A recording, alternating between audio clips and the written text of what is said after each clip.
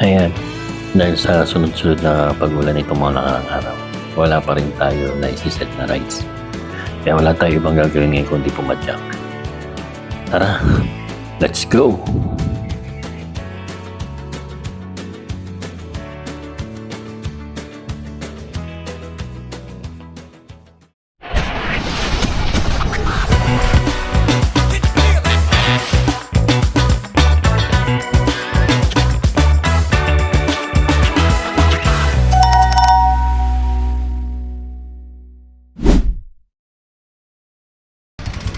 Walang ride.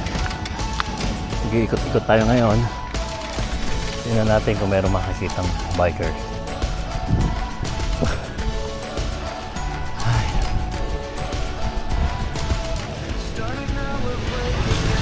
Taga mo, pre!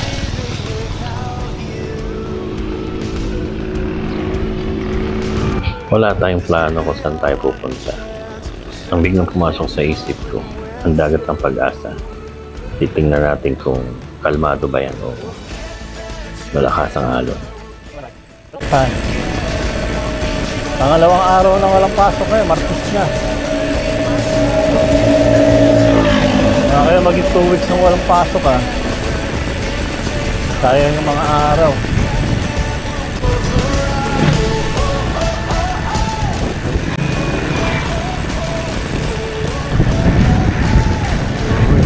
Pasok.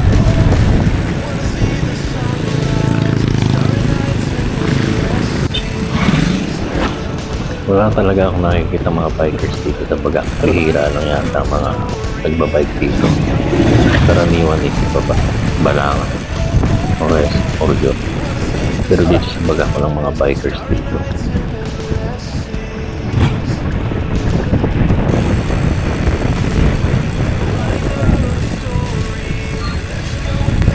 Habang lumalapit ako sa bayan, unti-unting lumalakas yung ampon. Iniisip ko kung tutuloy pa akong madyak. Na tayo sa Pag-asa. Sarap. Sarap po madyak. Sarap po madyak.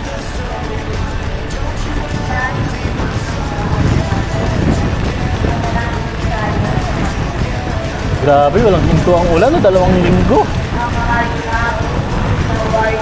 Walang humpay.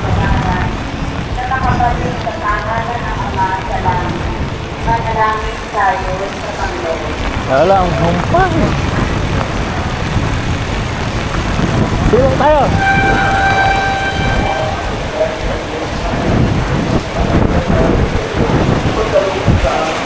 Lakas. Silong.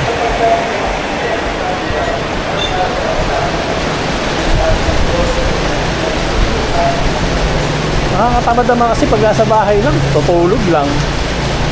Walang ibang magawa. Pagkayaring kumain, tulog.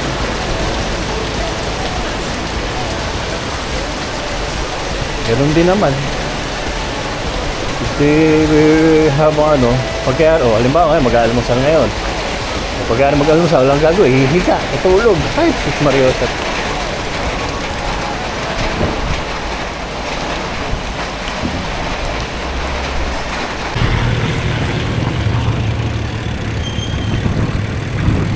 Nung humina ulan, yan, simula ulit ang pumadyak. Diretso ang Pag-asa. Titingnan natin kung anong lagay dyan. Para kung medyo hahanap tayo ng ibang ruta.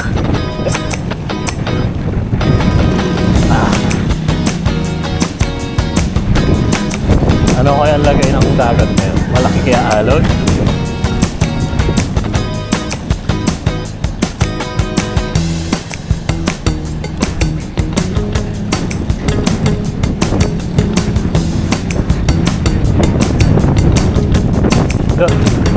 Maawat pala dito.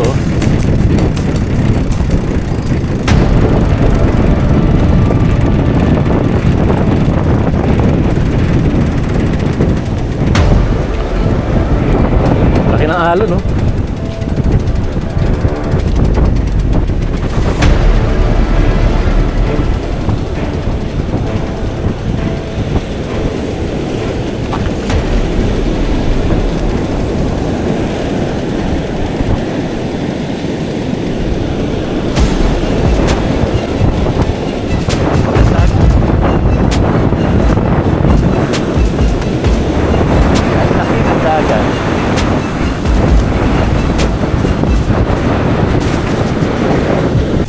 Wala talaga tayo ibang pupuntahan pag ganito kundi bundok.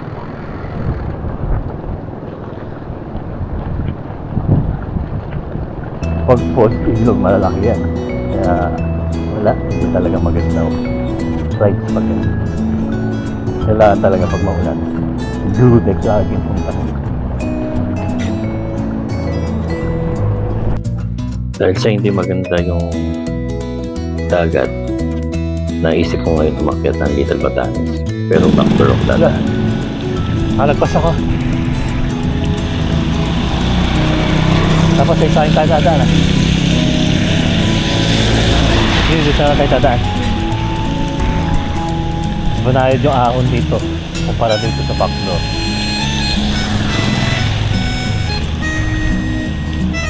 Dito sa Saysayin kasi banayad yung Saysayin San Antonio, banayad yung ahon hanggang Little Batanes. Magyari doon sa ahon na medyo matarik, dalawang ahon lang, puro lusong na lahat hanggang pababa. Dito wala pa baba hanggang Little Batanes, 9 kilometers na ahon. Sana may mga bikers dyan. Oo, ako lang talaga puwapadyak na umuulan.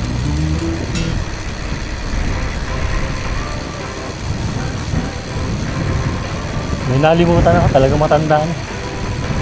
Kaya pala para pakiramdam ko may kulang sa kamay ko. Wala akong rin, no? Hindi ko naisuot. Makakalimutin.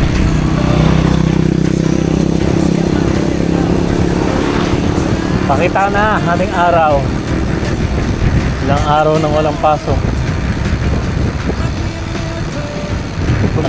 Dahil sa lumagpas ako sa kanto ng Saysayin, paakyat ng Little Batanes. Tinabad na akong bumalik, kaya naisip kumakit na lang ako sa kanto. Para medyo mahaba-haba yung padya ko ngayong araw.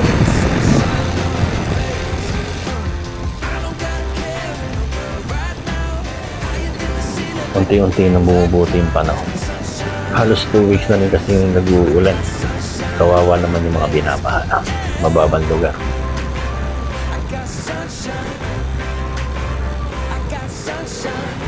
Ito na. Nagpakita na. Sana. Araw na rin. Ganda signalis yan ah.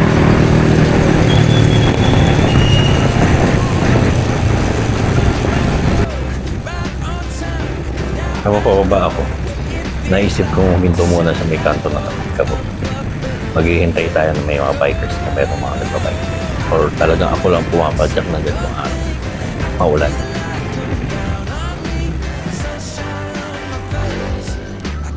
Hintay tayo bikers.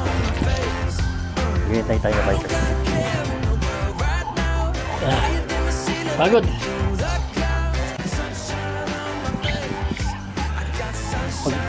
Oh, Master! Balita! Diyan ka pala. Diyan ka pala. Sino kasama mo? 5 kayo? Mag-aano sana ako eh. Ang Mount Samat.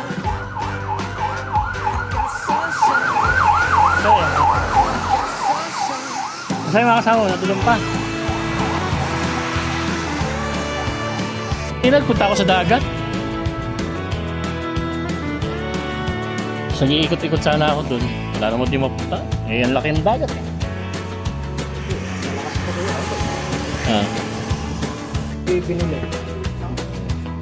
Balita.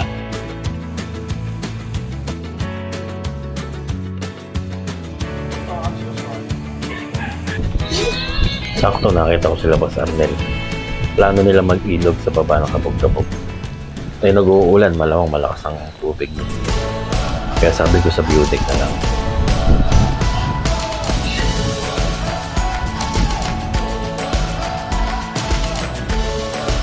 Pagdating sa Beautech, set up kaagad ako ng tubig mainit pang kape. Nagkukwentuhan sila kaya hindi na ako sumali sa kwentuhan nila.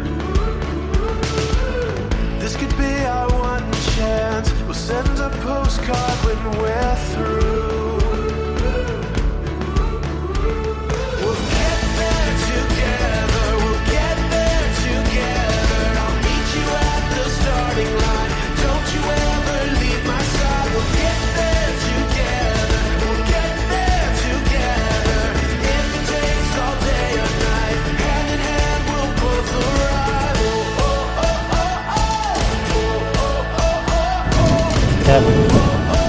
Iwanan ko na sila. You wanna see the sunrise, starry nights and endless seas. Writing our own story, let's go and make this what it's meant to be. Let's Maganda talaga pumadyak dito sa kabog-kabog. Lalo pag ganito maulan. Kulay green lahat yan. Mamamanga ka na lang sa ganda ng mga bundok yan.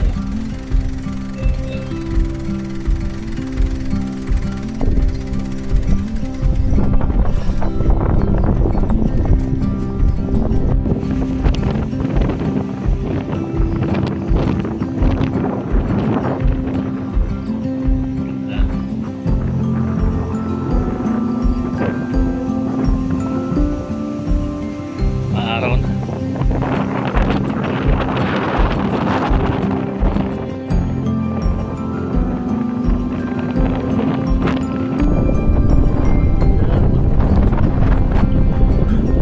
Total naman nandito na ako. Tutuloy ko yung plano sa Little Batanes. Pero dito ako dadaan sa Kabog-Kabog. Kabog-Kabog, Little Batanes Trail. Kahit maputik. Diyan na naisip ko dumaan. At maganda naman ang view dyan sa taas.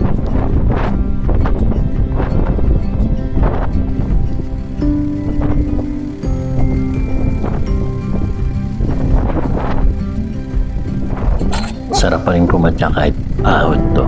Kasi umaambon.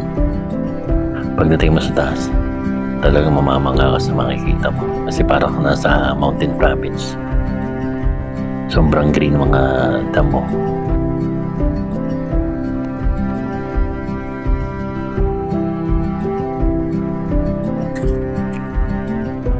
Merong part dito na matigas yung lupa, hindi siya putik. Kaya nakapaglakad ako. Talagang ninanamnam ko yung ganda ng tanawin. Pero kahit pa paano, kumakapit pa rin sa gulong yung mga malalambot na lupa.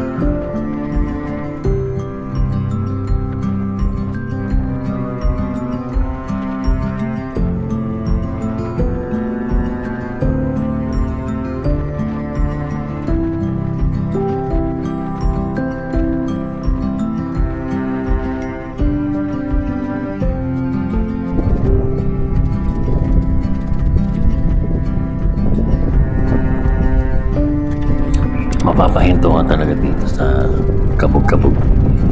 Kasi talagang napakaganda ng lugar na to.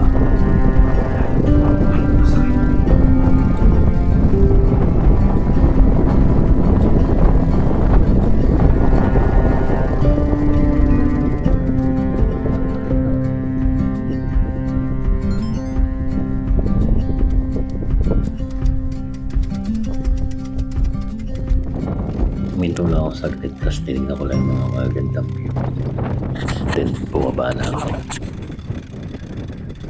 Bababa ako. Hindi ko maalala ko sa tama na kasi nagbago na eh. Kasi may mga bahay na pinakura na doon sa may dinadaan. Kaya nakakalito ng daanan.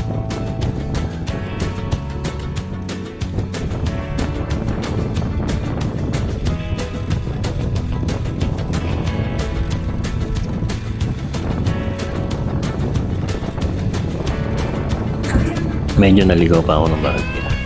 Lumagpas pa ako doon sa tamang likuan. Kaya dalobat pala yung Insta360 dyan. Kaya hindi na ako nakapag-video pa.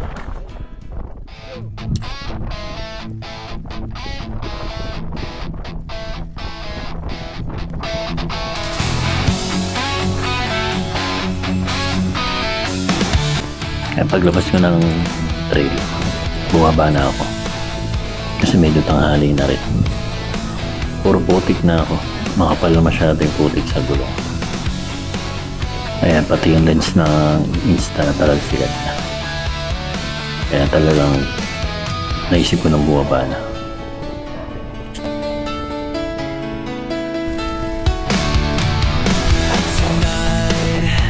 It's hard to stay on my own. I feel like taking a walk. I can't stand the tricks that you play on me. Sulit na rin yung ride kasi tuloy yung original na plano na Little Batangas. Pero sabog-abog train tayo dumaan. At may nakayong tayong mga bikers. So, hindi lang pala ako pumapadyak na umuulan. Kaya, hanggang sa susunod na lang ulit video. Ingat tayo mga lodi. Sana humito na yung ulan na yan. Matapos na ang makapag-ride na maayos na mas magandang lugar na mapuntahan. Sa uulitin,